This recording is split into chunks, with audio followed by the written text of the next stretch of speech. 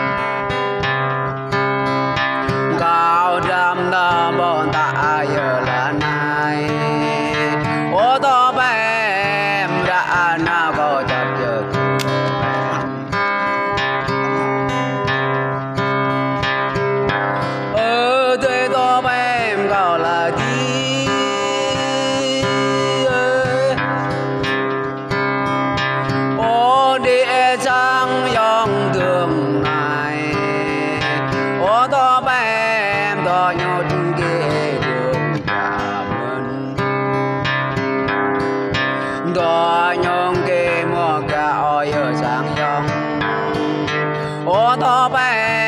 cho kênh Ghiền Mì Gõ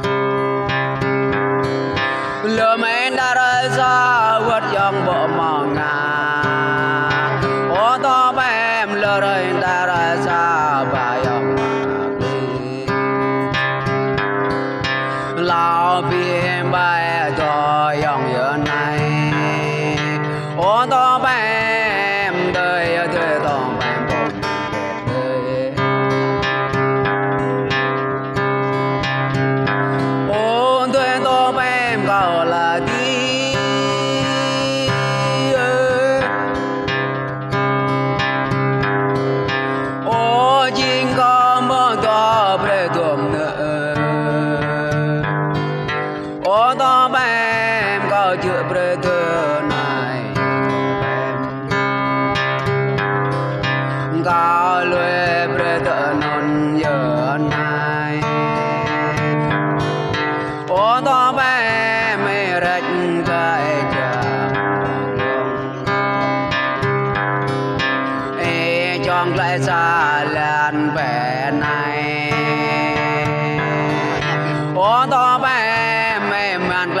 hấp dẫn.